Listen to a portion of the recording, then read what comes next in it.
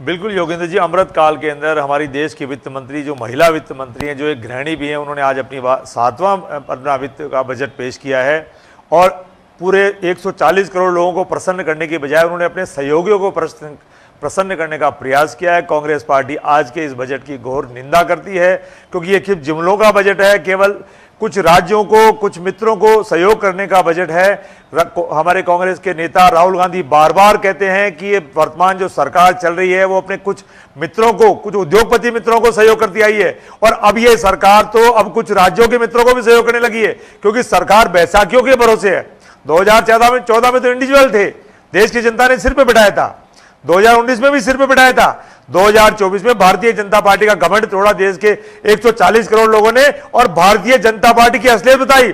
और 140 करोड़ लोगों के साथ भारतीय जनता पार्टी के पन्ना प्रमुख, भारतीय जनता पार्टी के वरिष्ठ नेता और आरएसएस ने, इन सब ने मिलकर के भी इन दोनों नेताओं की कमर तोड़ने का प्रयास किया। और आज दोनों नेताओं ने मिलकर के जो हिंदुस्तान में आज ये बजट पेश किया है, इस बजट के अंदर केवल जुमलों का बजट है, झूठ बोलने का बजट है। योगेंद्र जी, अब तक जो 10 साल में इन्होंने बजट पेश किया, 50% से भी ज्यादा अभी तक ये घोषणाएं पूरी नहीं कर पाए।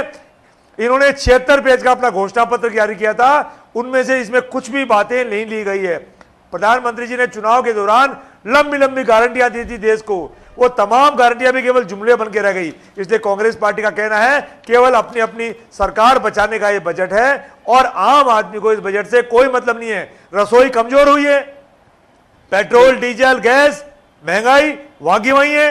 गृहिणी इंतजार कर रही थी कि आज हमारी एक गृहिणी बहन जो वित्त मंत्री के रूप में है, निश्चित तौर पर हमारी रसोई को फायदा देगी, लेकिन गृहिणियां सुबह 11 से लेकर के और 1 घंटे और कुछ मिनट का जो बजट था लगातार देखती रह गई, क्योंकि उनको कुछ भी नहीं मिला। एक 11 लाख करोड़ रुपए का इंफ्रास्ट्रक्चर का बजट इन्होंने तय किया है, तो राजकुमार जी को नहीं लगता है कि कहीं कहीं अगर सड़कें बनेंगी, इंफ्रास्ट्रक्चर में बहुत सारी चीजें और भी हैं, वो सभी के काम आएंगी? योगेंद्र जी, भारतीय जनता पार्टी आंकड़े पेश करने में, जुमले फेंकने में और झूठ बोलने में दुनिया की सबसे बड़ी पार्टी है। आप जयपुर से दिल्ली जाइए, आप छोटे 4-4.5 घंटे लगते हैं दिल्ली जाने में। योगेंद्र जी 6-7 घंटे दिल्ली जाने में लग रहे हैं, और 150-200 खड्डे मिल जाएंगे जिनकी गहराई 1 से 1.5 फुट है, और टोल टैक्स लगता है 500 से 700 रुपए के बीच में।